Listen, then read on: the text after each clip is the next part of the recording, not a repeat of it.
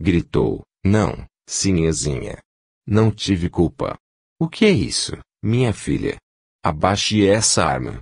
Rapidamente, porém, parti para cima de Josias para atingi-lo, ao mesmo tempo que gritava. Não acredite nele, mamãe. Este homem é um miserável. Merece morrer. Nisso, Roque, que entrara na sala logo em seguida, tentando conter-me, correu e tentou segurar minha mão, mas não há tempo de impedir-me de atingir o escravo.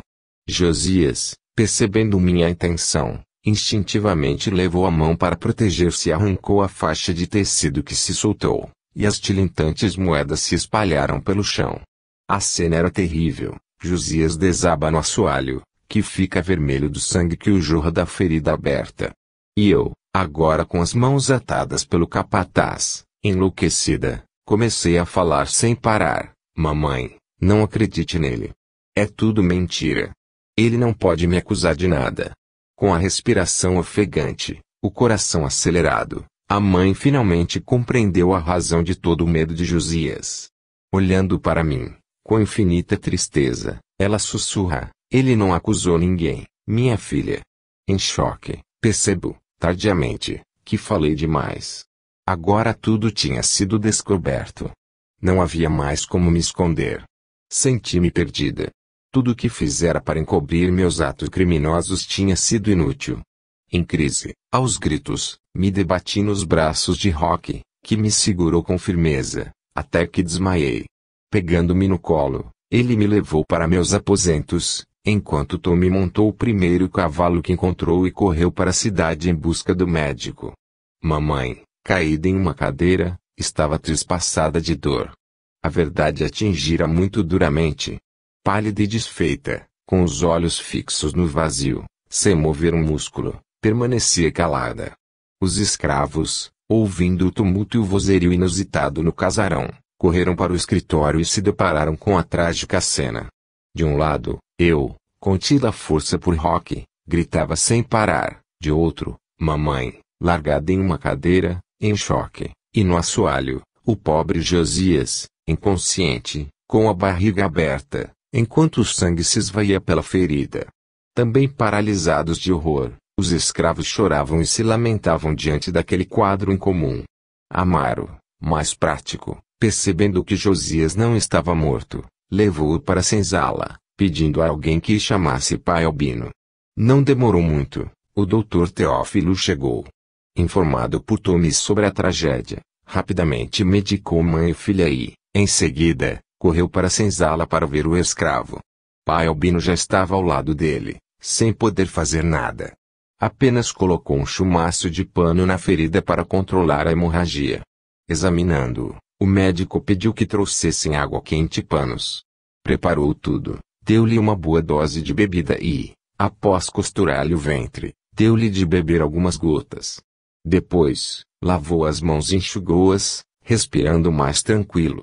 Vendo que os companheiros de Josias, preocupados com o amigo, se acotovelavam nas janelas pelo lado de fora da senzala, acompanhando seu trabalho, disse em voz alta a Amaro, se tudo correr bem, ele vai sarar.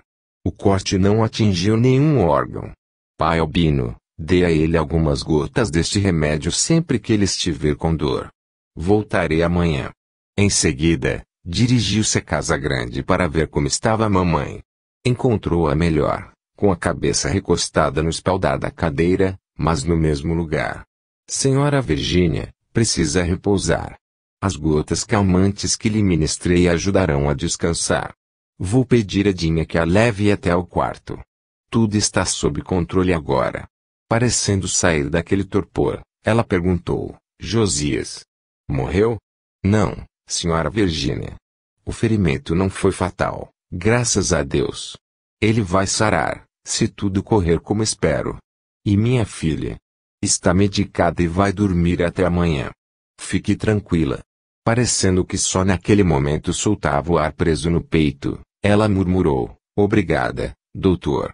Então, agora vá descansar um pouco. Tudo está bem.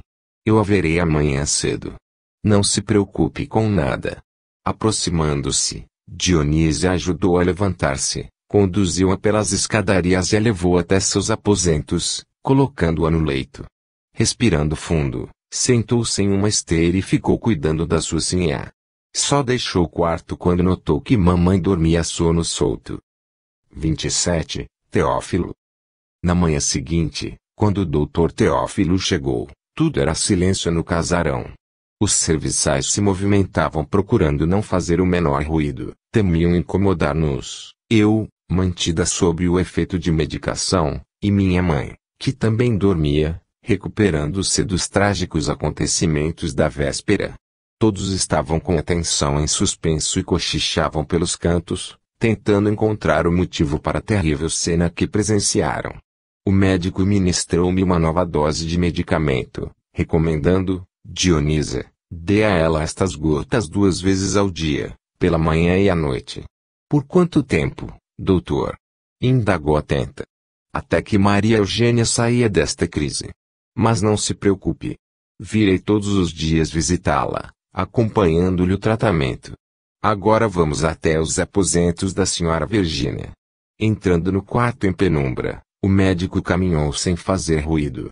Aproximou-se do leito e verificou que a dona da casa ainda dormia. A sinhá também deverá tomar o remédio?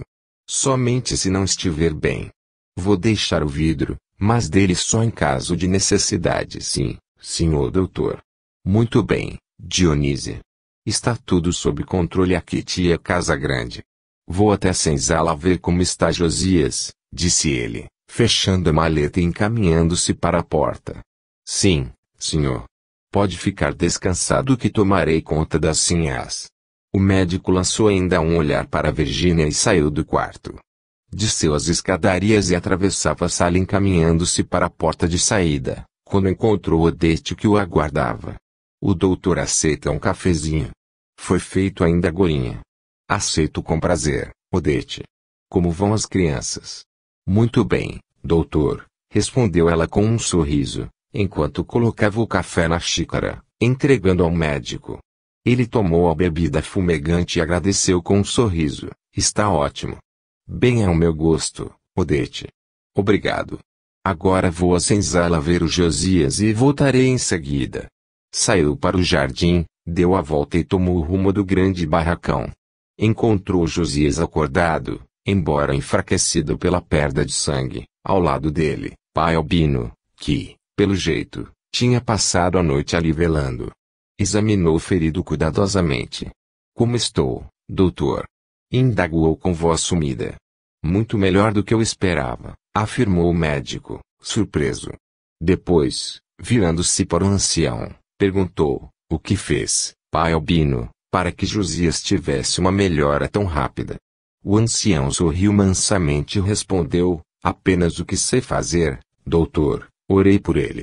Pois então, sua oração faz milagres. Deus faz milagres, doutor. O médico orientou para que continuasse a dar a medicação. Voltou-se para a Sonta, que estava ali perto, e ordenou: providência e retalhos de pano bem limpos para os curativos, a Sonta. Depois, dirigindo-se para pai Albino, deu-lhe a incumbência de trocar todos os dias o curativo. Em seguida despediu-se, prometendo retornar no dia seguinte. Na saída, encontrou alguns escravos que, informados da sua presença, o aguardavam, pedindo-lhe que fosse até suas casas ver seus filhos.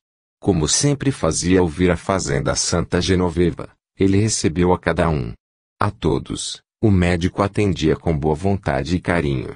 Ao terminar a ronda, voltou para o casarão. Queria saber notícias de mamãe. Como ela ainda dormisse, pegou um livro na estante, sentou-se na sala e dispôs-se a esperar. À hora do almoço, Odete interrompeu-lhe a leitura, avisando-o de que a refeição seria servida. Ele sentou-se à mesa e comeu muito bem, lamentando apenas a falta de companhia. A escrava, que se postara um pouco atrás, pronta para servi-lo, sorria diante do apetite do médico. Odete, minha filha, a comida desta casa é divina. Florência é a melhor cozinheira que conheço. Florência, que chegara até a porta, ouviu o que ele dizia e não pôde deixar de sorrir, satisfeita e envaidecida. Obrigada, doutor. Padre Antônio, quando vem visitar a fazenda, diz a mesma coisa. Depois, sem conseguir esquecer a cena que tinha presenciado no dia anterior, ela levou o avental aos olhos para enxugar uma lágrima e completou: só lamento o que ocorreu ontem, doutor. Como está a Virgínia? Todos nós lamentamos o ocorrido, minha boa Florência. Mas dos males o menor, as senhoras estão bem e Josias se recupera do ferimento. Ainda bem. Mas é tudo muito triste, doutor. Ver a fazenda com esses problemas, coisa que nunca aconteceu antes. É muito triste, comentou, voltando para a cozinha com a cabeça baixa e o avental no rosto para chorar à vontade. Tentando melhorar o ambiente, ao ver que o médico havia interrompido a refeição, Odete sugeriu: aceita mais um bocadinho de leitão assado, doutor? Não, Odete. Estou satisfeito. Sobremesa, talvez? O senhor gosta tanto? Não, obrigado. Apenas um cafezinho como aquele que me serviu antes. Sim, senhor doutor. É pra já. Quer tomá-lo na outra sala? Sim, obrigado. Teófilo deixou o ambiente de refeições e acomodou-se na pequena sala. Minutos depois, Odete entrou com a bandeja, servindo-lhe o café que Florência acabara de coar, e cujo aroma precedera. O médico pegou a xícara e começou a mexer o café lentamente, pensativo. Depois perguntou: Odete, você sabe me dizer a razão do trágico acontecimento ocorrido aqui ontem? Não sei não, senhor. Mas na senzala só se fala nisso. Parece que tem muita coisa envolvida. Ah! E que coisas são essas? Ouvi dizer que tem gente que sabe, mas não fala não, senhor. Alguém aqui da casa sabe? Talvez a Florência. A Dionísia. Não sei não, senhor. Mas, pensando bem, se tem alguém que sabe de tudo é o Tomé. Eita moleque safado. Pois então, mande chamá-lo. Diga-lhe que preciso falar com ele. Não demorou muito, o escravo chegou. O médico dispensou Odete, que saiu, deixando-os a sós. O senhor doutor quer falar comigo? Sim, tome. É verdade que você está sempre a par do que acontece na fazenda? O que posso fazer, doutor, se as pessoas vêm me contar? Traço, disse ele com um sorriso maroto, rodando o chapéu nas mãos, um tanto envaidecido. Então, deve saber o motivo daquela confusão que aconteceu aqui, ontem. Doutor, isso eu não sei, não. Mas me disseram que você é muito bem informado. Pois é. Costumo observar as pessoas, como elas agem, para onde vão, com quem conversam, e garanto ao senhor que tem muita coisa estranha por aí. A diva, por exemplo, mudou muito. Ela e o Ramiro se encontram, ficam cochichando e, quando alguém chega, eles param de falar. Desconfio que ela saiba tudo o que anda acontecendo. Tudo o que anda acontecendo? Como assim, Tomé? Doutor, a fazenda era calma, nunca acontecia nada de diferente. Depois, parece que tudo desabou sobre nós, sem explicação. Começou com a pobre da Ritinha, que morreu afogada. Depois, a sinhazinha Maria Eugênia ficou doente da cabeça, assim como o Miguel, que também ficou louco. Não demorou muito, ele morreu. Alguns dias depois, o Josias fugiu. E daí, ontem, eu ouvi gritos e corri para saber o que estava acontecendo, e vi uma cena horrível, a sinhazinha com uma faca na mão, gritando como louca, e o pobre do Josias, coberto de sangue, estirado no chão, enquanto Roque a segurava. Não acha tudo isso estranho? Porque a sinhazinha iria querer matar o Josias. O médico respirou fundo, tomou o último gole de café e concordou. Tem toda a razão, Tomé. É tudo muito estranho. Acha, então, que quem quiser saber a verdade deve falar com a diva. Acho que deve ir a senzala e conversar com o pessoal. Sugeriu um tom grave, generalizando para não se comprometer. Obrigado, Tomé. Pode voltar às suas tarefas. Pensativo, Teófilo colocou a xícara na bandeja que Odete tinha deixado na mesinha ao lado. Nisso, ouviu um leve ruído de passos e virou-se. Era a dona da casa. Ele levantou-se rápido e a cumprimentou, fazendo uma mesura e beijando-lhe a mão, delicadamente.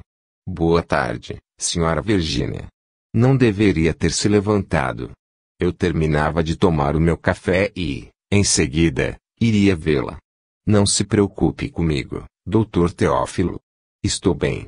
O médico fitou-a com olhar clínico e notou-a excessivamente pálida, enfraquecida e algo trêmula. Pediu que ela se sentasse e examinou-a com cuidado. Ao terminar, perguntou: a senhora já se alimentou hoje? Tomei um chá com torradas. Por ora, está bom. Logo, porém, deve comer algo mais substancial. Está fraca e precisa de sustentação. Ela concordou com a cabeça e sorriu tristemente. Não consigo, doutor. Parece que tem um nó na garganta. Como está minha filha? E o Josias? Eles estão bem. Maria Eugênia dorme sob o efeito da medicação, que é o melhor para ela nestas circunstâncias, e Josias recupera-se de forma bastante animadora. Melhor do que eu poderia imaginar. Confesso-lhe que fiquei admirado. Antes assim, doutor. Sinto-me profundamente aliviada. O senhor já pensou se minha filha tivesse conseguido? Enfim, o que seria dela? De nós? Ela estava com os olhos enxutos, mas seu rosto mostrava uma grande dor. Da noite para o dia, parecia ter envelhecido 10 anos. O médico aproximou-se mais e, tomando a mão dela nas suas, confortou-a. Minha amiga, não se aborreça tanto. A menina está se recuperando e Josias ficará bom logo. Tudo está bem. Tudo passa e essa fase ruim logo vai passar também, como o dia que sucede à noite, trazendo luz, calor e alegria. Ela sorriu e seus olhos se umedeceram. Agradeço-lhe, meu bom amigo. Sua presença é um conforto para mim. Conhecemo-nos há tantos anos e durante esse tempo tem nos ajudado bastante, sempre presente quando mais precisamos. Desde que me casei e vim para Santa Genoveva, em todos os momentos difíceis pudemos contar com seu valioso auxílio. Sou-lhe muito grata. Todavia, acordei com um grande aperto no coração, como prenúncio de novas desgraças. Ela parou de falar, retirou um lencinho perfumado do bolso da saia e enxugou os olhos lacrimejantes. O médico sentiu o desejo de abraçá-la, de confortá-la, mas manteve-se em seu lugar, sem saber o que dizer. Readquirindo o controle, ela prosseguiu. Ao chegar, não pude deixar de ouvir o final da sua conversa com Tomé. Doutor. Desculpe-me, não tive a intenção de ser indiscreta. Porém, foi importante, porque pude perceber a que ponto os últimos acontecimentos estão mexendo com todos da fazenda. Balançando a cabeça negativamente, o médico respondeu enérgico: cara senhora Virgínia, os fatos não são tão graves assim. Apenas uma maré de má sorte. Só isso.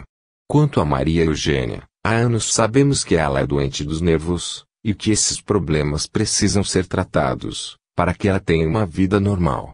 Enquanto lhe falava, mamãe olhava-o pensativa, depois considerou: creio que o senhor tem o direito de saber o que realmente se passa aqui nesta casa.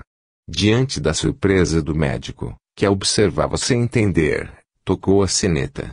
Quando a escrava apareceu à porta, ordenou-lhe que levasse café no escritório. Ela conduziu o médico até seu gabinete de trabalho, onde se acomodaram.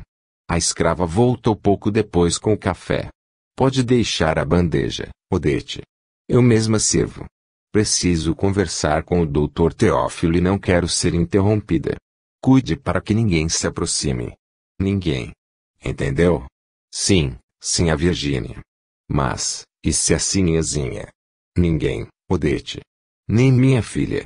Agora vá, e feche a porta depois de sair. A sós, serviu o médico. Calado, ele a observava, e não pôde deixar de notar-lhe os gestos elegantes e as mãos ligeiramente trêmulas, embora procurasse aparentar tranquilidade. Depois, ela também se serviu e, acomodando-se melhor na poltrona, tomou um gole. Em seguida, fitando seu acompanhante, que aguardava calado, começou a falar: creio que o senhor, nosso médico e amigo, tem o direito de saber toda a verdade, ou, pelo menos, o que eu descobri a respeito dos dolorosos acontecimentos que ocorreram nesta fazenda, até para que tenha condição de nos ajudar na solução dos problemas. Pode falar, minha amiga. Confie em mim. Eu confio, Dr. Teófilo. Caso contrário, não estaria aqui me preparando para contar-lhe tudo o que sei. Pensou um pouco, como se procurando a melhor maneira de relatar o que sabia. Depois, em voz baixa, começou a falar, expondo os fatos de que tinha conhecimento. Acho que tudo começou com a morte da Rita. Por mais absurdo que possa parecer, tenho motivos para acreditar que minha filha seja responsável pela morte da escrava. Como assim, senhora Virgínia? Pelo que me lembro, era Miguel quem estava com ela no barco. Sim, é verdade. No entanto, tenho razões para crer que minha filha seja a mandante do crime. Crime? A senhora falou em crime? Exato. E ambos, tanto Miguel quanto Maria Eugênia, ficaram com problemas na cabeça após esse trágico episódio. Supondo-se que isso seja verdade, eles podem ter ficado com sentimento de culpa pelo ato praticado, o que explica os problemas mentais. Mas, por que teriam resolvido acabar com a Rita? Esse é o ponto da questão, que ainda é um mistério. Não posso afirmar com certeza, por não ter provas, porém creio que, como tantos outros fazendeiros, Guilherme pode ter se interessado por Rita e passado a manter um relacionamento com ela. Julgo que minha filha ficou sabendo e não suportou a traição de ambos. Mas, deixe-me contar-lhe tudo. Então, contou de todos os detalhes do que sabia e descobrir a respeito do casamento da filha, a viagem de lua de mel e o retorno antecipado para o Brasil e seus desdobramentos. Lembro-me de que os problemas nervosos de Maria Eugênia começaram depois que ela voltou, alterações no comportamento, medo, visões e atitudes estranhas. Confirmou o doutor. Exatamente. Inclusive, em Paris, Guilherme procurou um médico, que lhe prescreveu medicamentos para que ela pudesse dormir. Só que percebi que as perturbações de minha filha tinham a ver com a escrava morta. Julguei que fosse porque elas eram muito ligadas desde crianças. Entretanto, notei que os sentimentos dela não eram de saudade, que poderiam ser, em vista da amizade que as unia, e Maria Eugênia poderia estar realmente sentindo falta da companheira de infância. Não. O estranho é que notei que as sensações de minha filha eram de medo. Ela falava sozinha e reclamava da perseguição de Rita, das acusações que a morta lhe fazia. E eu não conseguia entender. Até que, há alguns dias, visitamos a fazenda Santa Clara e fiquei conhecendo Pierre e Marie, um casal de amigos de Guilherme, vindos da França para visitá-lo. Conversando com Marie, fui informada das alucinações que minha filha teve em Paris, ocasiões em que ela viu uma mulher no quarto de hotel. Vamos com calma. A senhora está querendo afirmar que, com expressão grave, circunspecta, o médico questionou, a senhora sabe que a menina tem problemas nervosos e que é dada a visões, alucinações, que podem ter relação com as pessoas com as quais convive. Supondo-se que ela tivesse visto essa estranha mulher, ou fantasma, quem poderia ser? Não tenho certeza, mas tudo leva a crer que seja a alma da Rita. Pois muito bem. Inúmeras vezes já ouvi falar de casos como esses durante meus 30 anos de profissão. Mas, como poderia ela estar lá, na suposição de que seja realmente ela, se ainda estava viva e gozando de perfeita saúde no Brasil? Não estou querendo afirmar nada, meu caro Dr. Teófilo. Apenas acho estranho que minha filha tenha tido essas alucinações durante a viagem. Marie, que investiga há tempos esses assuntos, afirma que nada impede que alguém possa, durante o sono físico, ir em espírito para outros lugares, se assim o desejar. O médico sorriu, com expressão cética. Aí já estaremos entrando em terreno escorregadio e que depende de comprovação, não lhe parece, Virgínia? Ela concordou, pensativa, e exclamou, tem toda a razão, Dr. Teófilo. Todavia, para mim é a única explicação que faz sentido. Alisando os bigodes bem aparados, o médico indagou-lhe, tudo bem. Apenas para raciocinar, suponhamos que tenha sido a alma da Rita ao aparecer no hotel, em Paris. Ela realmente teve um relacionamento com Guilherme. Tudo leva a crer que sim. É a única coisa que faz sentido. Não posso afirmar com certeza, mas quando toquei no assunto, por 2 vezes, Perguntando se ele sabia de algum desentendimento entre minha filha e Rita, Guilherme mostrou-se tenso, trêmulo e inquieto, fugindo de mim.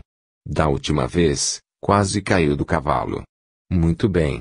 Então, acreditando-se que isso seja verdade, a traição provocou a ira de Maria Eugênia, que teria contratado Miguel para fazer o serviço, por ciúmes da escrava. Existe alguma prova quanto a isso? Sim, o próprio Miguel, em seu desequilíbrio, falou em minha presença como teria acontecido o afogamento de Ritinha. Então é verdade mesmo. E, em consequência, Miguel teria morrido para esconder o crime. É isso, Virgínia. Pensei nessa possibilidade, doutor. O fato é que o escravo apareceu morto, após uma grande tempestade, com uma ferida na cabeça, que meu capataz afirmou ter sido produzida por um galho que, tudo leva a crer, teria caído de uma árvore. Pode ser verdade. Porém, não lhe parece muito conveniente o sumiço da única testemunha que poderia acusar a menina. Também penso assim. Além disso, a fuga, estranha e imprevisível, de Josias, pois ele gostava de viver na fazenda. Depois, foi encontrado pelo capitão do mato, que o conhecia, e trazido de volta. E, finalmente, a agressão de minha filha contra Josias, que nada explica. Precisamos investigar, Virgínia. Se me permite, pretendo falar com Diva, Ramiro e Josias. Tem minha permissão, caro amigo. Agradeço-lhe tudo o que puder fazer para nos ajudar a esclarecer os fatos. Quanto a Josias acho importante, mas... o que tem Diva e Ramiro com essa história? Ainda não sei. Mas Tomé afirmou que Diva anda estranha e conversa muito com Ramiro. O rapaz acha que eles sabem de muita coisa. Nesse momento, bate na porta. É Odete. Pode entrar, Odete. Sim, a Virgínia, lamento interromper.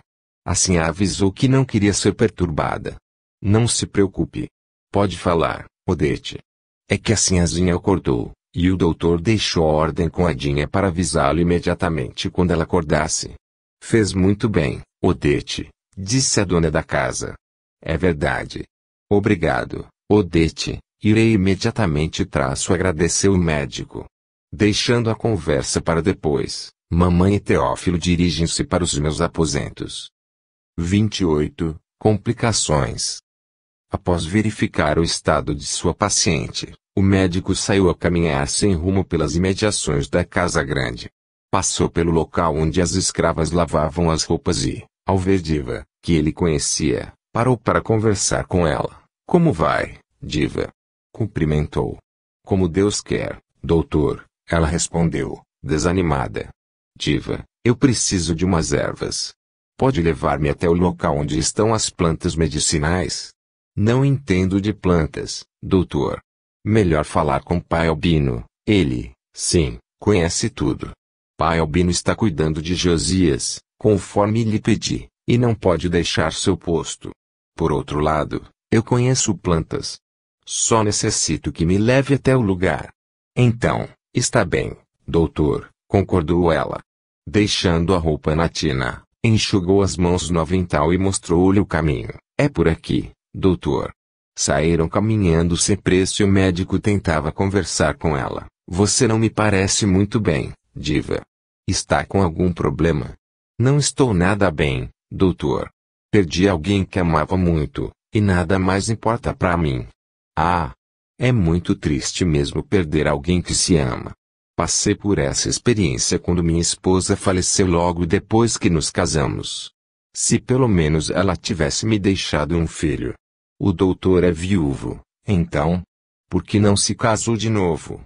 Nunca encontrei a mulher certa, Diva.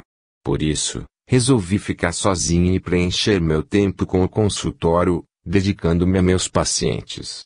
Deve ter sofrido muito mesmo, porém conviveu com sua esposa durante algum tempo, amava e sabia que era amada. Quanto a mim, doutor, aquele a quem eu amava acima de tudo sempre me rejeitou, jamais quis meu amor. Por que diz que ele a rejeitava?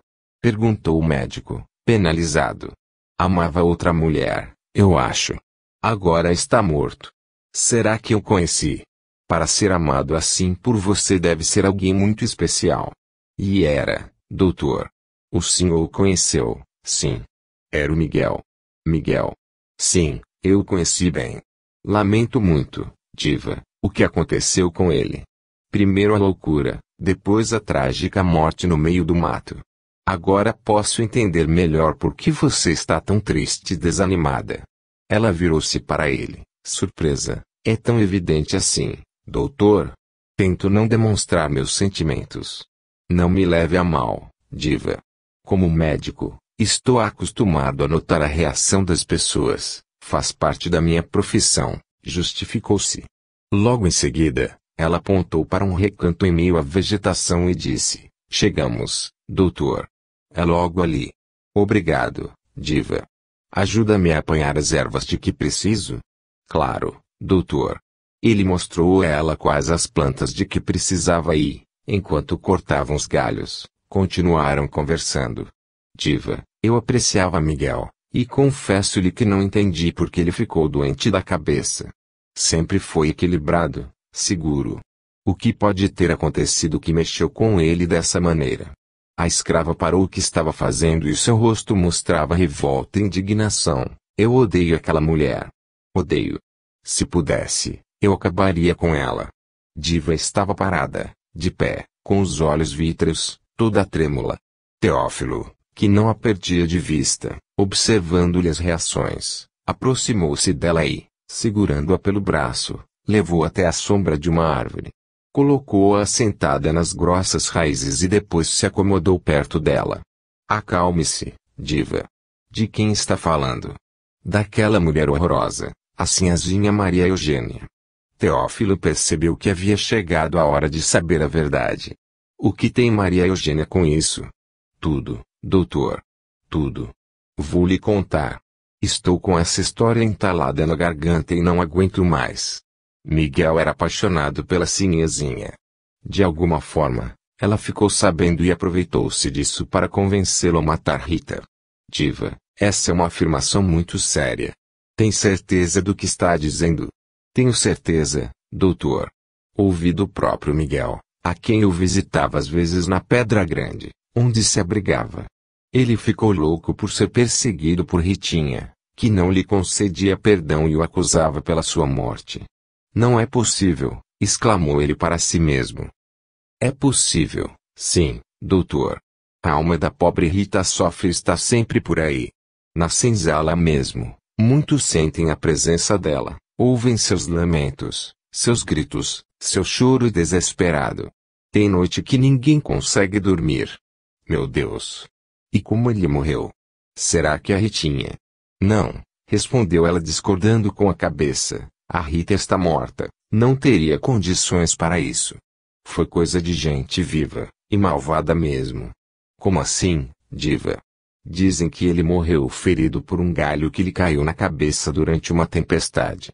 Não acredito nisso, doutor. Então, o que acha que realmente aconteceu? Não posso acusar ninguém, mas a verdade está vindo à tona. Diga-me o que pensa, diva. Quem sabe eu posso ajudar para que tudo se esclareça.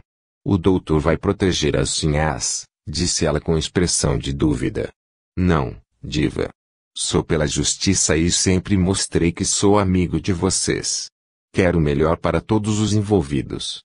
Está bem, doutor, tem razão. Então vou lhe contar. Julgo que tem a ver com o sumiço do Josias. Ele deve ter feito um serviço para alguém. Pois o senhor não sabe que ele tinha um monte de moedas escondidas em uma faixa, na cintura. Moedas? Não sabia desse detalhe, diva, exclamou o médico, perplexo. Pois é verdade, doutor.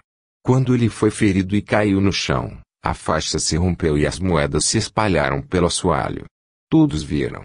Ele a olhava sumamente admirado. Ela sorriu ironicamente, colocou as mãos na cintura e perguntou: quem o doutor acha que deu a ele aquelas moedas? Respirando fundo, pensativo e admirado, o médico deixou a pergunta vibrando no ar. Diva, já é tarde. Precisamos voltar. A escrava pegou os galhos de plantas e, juntando-os, colocou o feixe debaixo do braço e pôs-se a caminhar, apressada, seguida pelo médico. Ao chegar perto do casarão, Ela parou, virando-se para ele. Doutor Teófilo, não conte a ninguém o que eu lhe disse. Não posso prometer-lhe isso, diva. O assunto é muito grave. Contudo, prometo-lhe que usarei da melhor maneira o que me contou, para que a verdade seja restabelecida e a paz possa voltar à fazenda Santa Genoveva. Não é isso que você deseja?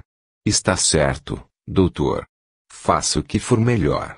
Agora, o senhor pode entrar, depois levo as ervas. Ele agradeceu e entrou na casa grande. Estava cansado e cheio de questionamentos íntimos. Vendo-o, minha mãe foi ao seu encontro. E então, meu amigo? Vamos conversar em lugar mais reservado. Respondeu ele, tirando o chapéu da cabeça e enxugando o suor. Ela o conduziu até seu gabinete, onde ele contou o que acabara de saber, inclusive sobre as moedas. É verdade. Minha cabeça estava tão confusa que me esqueci das moedas. Creio que Odete deve saber onde elas estão. Tocou a sineta e, em seguida, a escrava apareceu. Odete, sabe onde estão as moedas que estavam com Josias e caíram no chão, ontem? Sim, a Virgínia. Eu as recolhi e guardei. Como a senhora não estava bem, coloquei-as em lugar seguro. Vou buscá-las. Com sua licença. Ela saiu e voltou pouco depois com um embrulho. Aqui estão elas, sinhá. Obrigada, Odete. Pode ir agora. Assim que a serva saiu, mamãe abriu o pano, desembrulhando o conteúdo. O médico ficou extremamente admirado. Virgínia. Mas é um verdadeiro tesouro. Estas moedas de ouro são muito valiosas. Exato, meu amigo. Elas caíram exatamente no momento em que minha filha entrou e partiu para cima de Josias, que, para se defender, tentou erguer as mãos amarradas e bateu na faixa que lhe contornava a cintura. Ela se soltou e as moedas espalharam-se pelo assoalho. Sob o impacto da trágica situação, fiquei em estado de choque e nem me lembrava mais delas. Ela pegou uma moeda na mão, examinando-a com cuidado. Depois disse perplexa: mas eu conheço estas moedas, doutor. Meu falecido esposo há muitos anos as mandou cunhar, quando foi descoberta uma mina de ouro em outra propriedade que temos. Como teriam ido parar nas mãos de Josias? A única pessoa que tem a chave do cofre sou eu. Teria sido alguém da casa. Ou a própria Maria Eugênia. O médico olhou-a com expressão grave. Depois, segurou-lhe as mãos entre as suas e considerou: Virgínia, isso só a Josias poderá nos informar. Creio que agora não há mais como esconder a verdade. Tenho de voltar para a vila, mas retornarei amanhã cedo. Hoje não tive tempo, mas amanhã pretendo conversar com Josias. Vá, então, meu amigo. O dia todo ficou preso aqui na fazenda e sei que tem outros doentes que precisam da sua presença. Ficarei o aguardando ansiosamente. Não se preocupe, Virgínia. Tudo acabará bem. Ele despediu-se, inclinando-se com elegância e beijando-lhe a mão. Depois saiu, e ela continuou olhando seu cavalo que trotava pelo caminho e se afastava cada vez mais, até desaparecer na curva da estrada.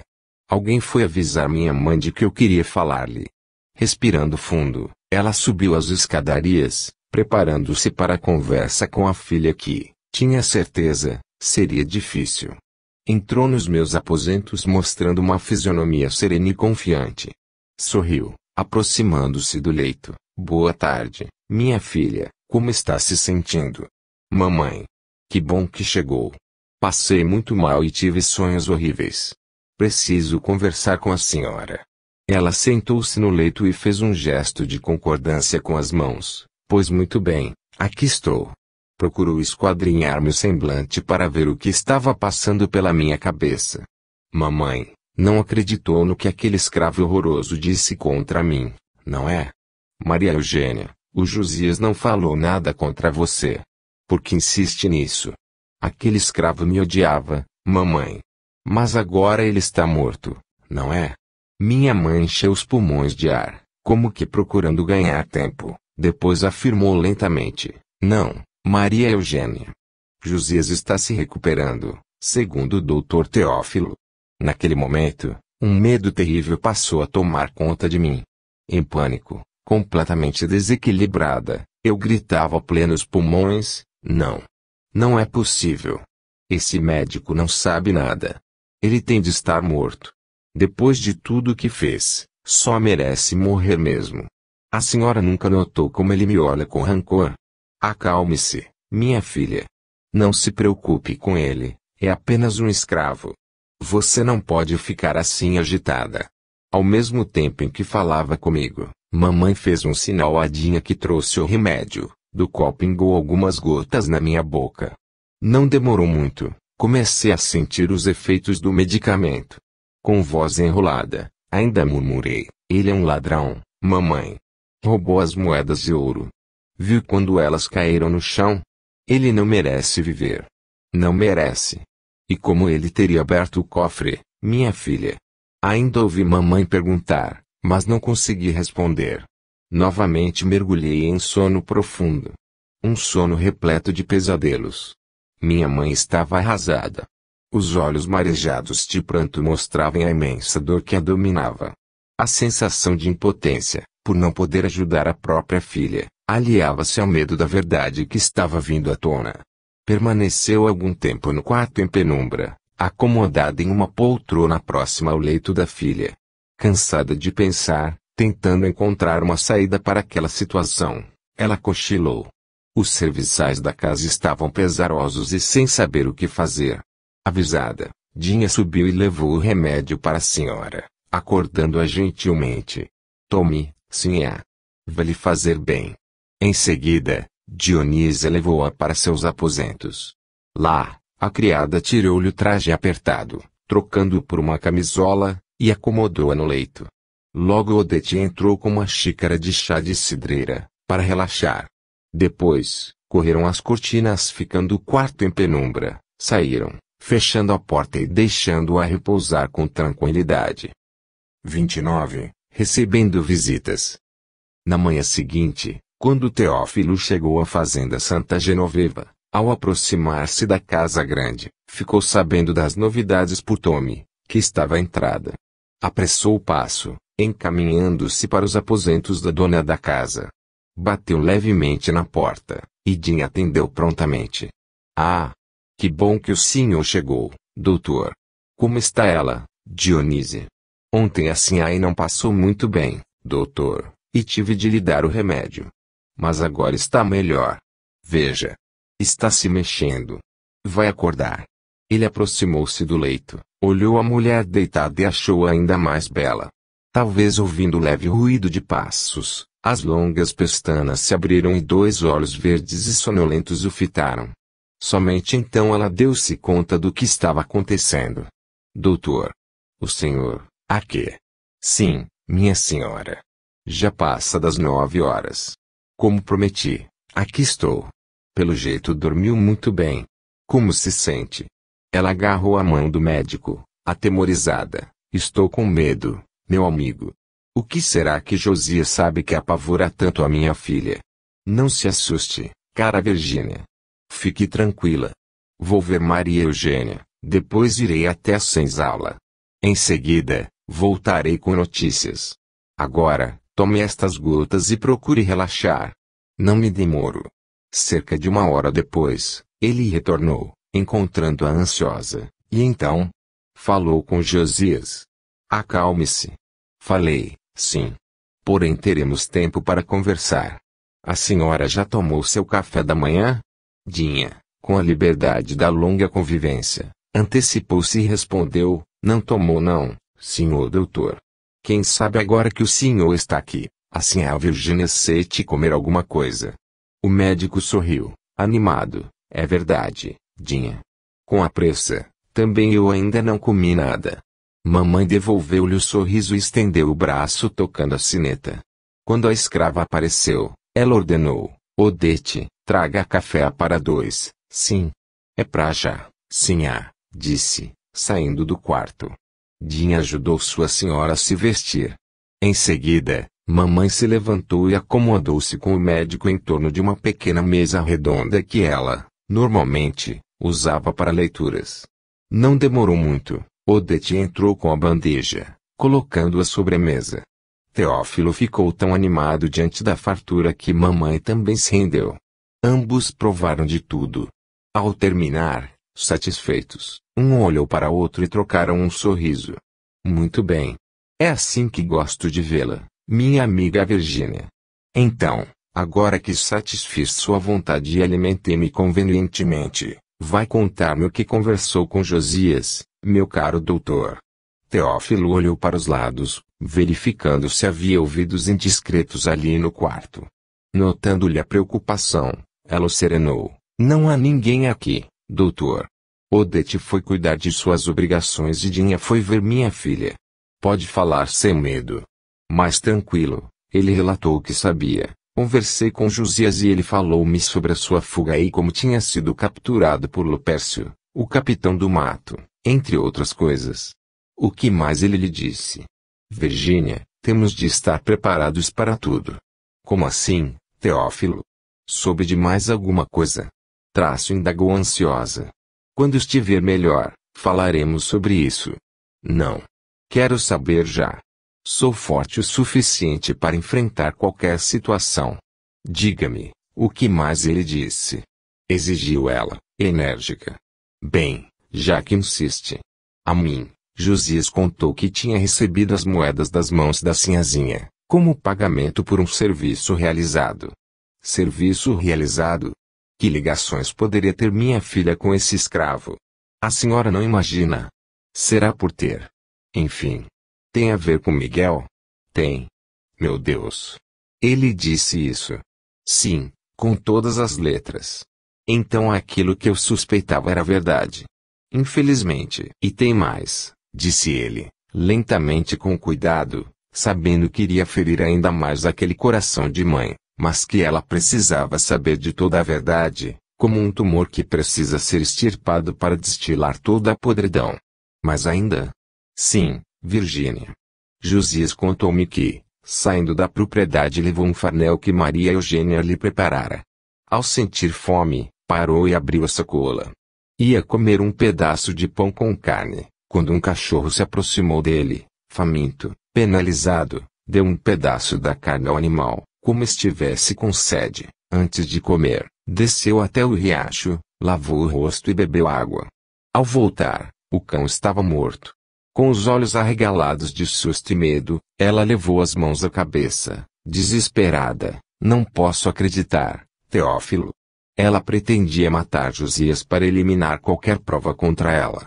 Meu Deus, isso já é demais para minha cabeça, não vou suportar, gritou em lágrimas. Ele abraçou-a, envolvendo-a com imenso carinho. E agora, Teófilo? O que será de nós?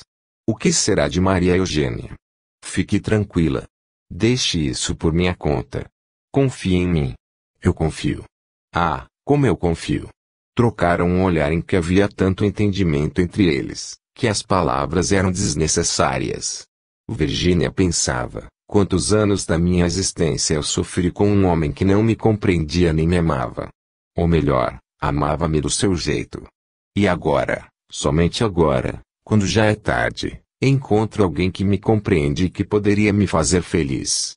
De sua parte, Teófilo suspirava, refletindo, quantos anos eu passei sofrendo pela perda de minha querida esposa, sem conseguir ligar-me a mulher alguma. Agora, que já nem pensava mais em refazer minha vida, descubro a pessoa que poderia me fazer o feliz. Quem sabe não é tarde demais.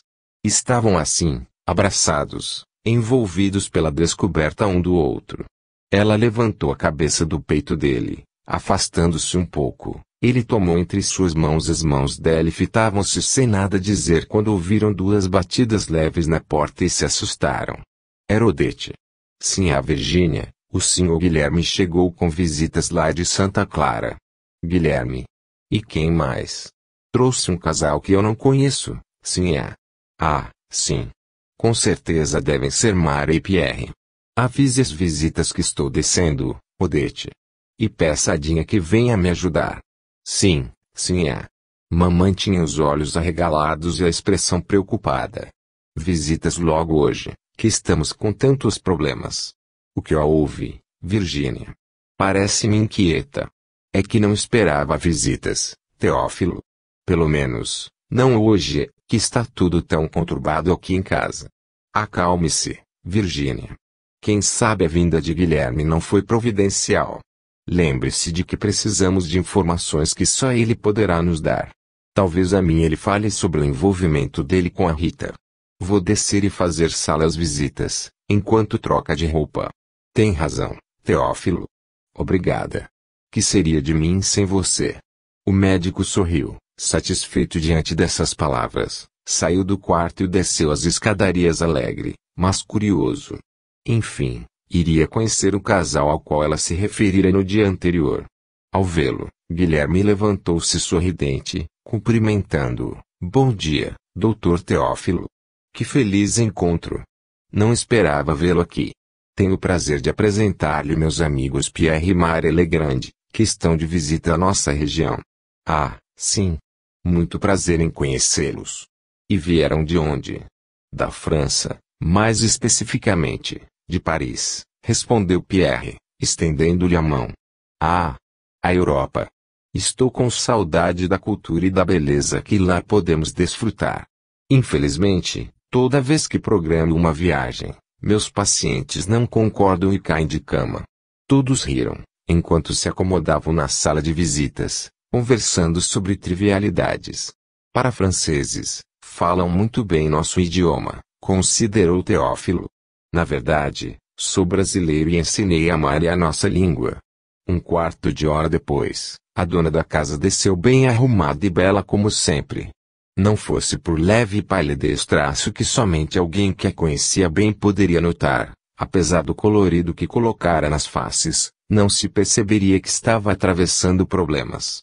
Guilherme desculpou-se por terem vindo sem avisar. Após a troca de cumprimentos, a dona da casa afirmou: não se desculpe, caro Guilherme. Sinto-me satisfeita por tê-los aqui em nossa casa. É muito feliz de reencontrar os amigos Marie e Pierre. O médico comentou que também se sentia satisfeito por conhecer o casal que viera de além-mar, do qual já tivera notícias pela senhora Virgínia, ao que Guilherme retrucou: o doutor já poderia tê-lo conhecido, se não demorasse tanto a nos visitar. Tem razão, Guilherme. Estou em falta com seu pai. No entanto, devo estar por lá nos próximos dias. Essa é uma boa notícia, Dr. Teófilo. Minha mãe ficará satisfeita. A propósito, senhora Virgínia, desculpe-me perguntar, como está Maria Eugênia? Fiquei sabendo que enfrentaram problemas um dia desses e cá estou, juntamente com os amigos, para apresentar-lhes nossa solidariedade e também ajudar, se possível. Afinal, ainda sou esposo de Maria Eugênia e me considero da família, disse Guilherme. Agradeço-lhe, Guilherme. Sempre foi um filho para mim, sabe disso. Maria Eugênia está acamada, porém seu estado é relativamente bom. E o escravo Josias, doutor? Ele indagou, dirigindo-se ao médico. Vai muito bem. Recupera-se de forma promissora, Guilherme. Ótima notícia, doutor. Sem dúvida. Conversaram amistosamente durante algum tempo, quando Guilherme, trocando um olhar com o casal, afirmou que precisavam despedir-se, ao que a dona da casa reagiu, absolutamente. Não aceito de maneira alguma. Afinal, esta é a primeira vez que nossos amigos Marie e Pierre Legrand vêm à nossa casa. São nossos convidados para o almoço, e não abro mão disso. Temos tão poucas ocasiões de estarmos juntos, que não podemos perder a oportunidade quando ela se apresenta. Senhora Virgínia, se faz tanta questão, ficaremos com prazer. A dona da casa virou-se para o médico. Também o senhor, Dr. Teófilo, espero que fique. A não ser que tenha compromissos na cidade. Ele lançou um longo olhar para ela e sorriu. Não tenho compromissos. Reservei este dia para Santa Genoveva. Terei prazer em aceitar seu convite, senhora Virgínia. Sinto-me deveras feliz, pois hoje será um dia festivo. Desde que meu marido faleceu, não recebíamos os amigos em nossa casa. Então, deu-me licença. Preciso dar algumas ordens na cozinha. Ela saiu e eles continuaram conversando. Odete levou café para as visitas e, nesse momento de descontração, o médico ficou perto de Mari, travando diálogo com ela. Gostaria de ter ocasião de podermos conversar, Sra. Mary. Virginia assegurou-me que possui ideias bastante interessantes sobre a alma humana. Com um leve e descontraído sorriso, Mary afirmou: estou à sua disposição, doutor. Poderemos conversar a hora que o senhor quiser. Ótimo. Quem sabe hoje mesmo, não. Penso que esta oportunidade não surgiu por acaso. Também penso assim, doutor. E o senhor Pierre partilha de suas ideias? Digamos que meu esposo aceita, com restrições. Respondeu, com um sorriso cativante. O médico examinava-a disfarçadamente. Ela era mais jovem do que julgara. Tinha uma expressão de menina, os olhos mais azuis que ele já vira, a pele cheia de sardas e uma surpreendente cabeleira ruiva. Nada nela era comum, usual. No entanto, irradiava ternura, sinceridade e falava com segurança. Providencialmente, Pierre demonstrou desejo de conhecer a fazenda, e Guilherme dispôs-se a acompanhá-lo. Maria trocou um olhar com Teófilo como se dissesse: esta é outra oportunidade que não podemos desprezar. A dona da casa retornara da cozinha e acomodara-se em uma poltrona ao lado de Mary. O médico aproveitou o momento para sugerir: cara Virginia, há pouco eu falava com a senhora Maria sobre o que conversamos ainda ontem. Apreciaria saber a opinião dela sobre a situação que estamos atravessando e que envolve diretamente Maria Eugênia. Mamãe aprovou a feliz lembrança. Querida Mary, não imagina os problemas que estamos enfrentando. Pelas notícias que tivemos hoje, posso fazer uma ideia. A propósito, como ficaram sabendo assim tão rápido sobre o acontecido aqui na Santa Genoveva? Indagou o médico, curioso. Parece que um escravo aqui da fazenda estava trabalhando para os lados da Santa Clara e encontrou um escravo de lá, seu conhecido, que vinha pela estrada a caminho da vila. Conversaram e este foi informado do que houve, desistiu de ir para a vila, que era seu destino, e, voltando para Santa Clara, contou a novidade a Guilherme, haja vista o parentesco que une as famílias. As notícias correm. Mas, gostaria que me falasse um pouco de seus estudos sobre a alma, pediu ele, não querendo perder tempo. Falarei, com certeza. Todavia, gostaria antes de ver Maria Eugênia. Claro, Mary. Venha. Vamos até os aposentos dela, disse minha mãe. Os três subiram as escadarias e, atravessando o corredor, chegaram aos aposentos da doente. A dona da casa abriu a porta, e Dinha, que estava ao lado do leito, veio ao encontro das senhoras e do médico. Como está minha filha, Dinha? Ainda dorme, sim. No entanto, noto que seu sono não é tranquilo, tem momentos em que parece estar tendo pesadelos. Agora, está mais calma. Obrigada, Dinha. Se quiser, pode descer um pouco. Ficaremos aqui ao lado dela. Se precisar, tocarei a sineta. Sim. Com sua licença. Após a saída da criada, eles se aproximaram mais do leito, onde a jovem dormia. Mary examinou atentamente, depois cerrou os olhos, como se procurando perceber algo mais. O médico e minha mãe não a perdiam de vista, por motivos diferentes. Teófilo, interessado em saber como ela agia, e a mãe preocupada com a filha. Após uns 10 minutos, Mary pareceu sair daquele estranho estado e comentou em voz baixa: pobrezinha. Ela sofre muito. Como chegou a essa conclusão, senhora? Indagou o médico. Vejo-a cercada por seres que desejam destruí-la. Como assim? Contra-atacou o médico, com uma ponta de ironia. Não é bom conversarmos aqui, perto dela. A dona da casa levou-os até uma pequena sala, à entrada dos aposentos, onde havia um sofá e uma poltrona.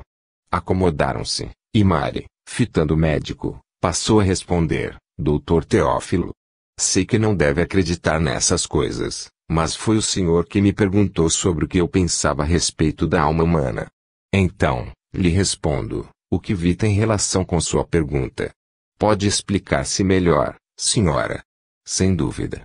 Veja. A alma é o ser inteligente que habita um corpo material, como se fosse uma vestimenta, e é o que lhe dá vida.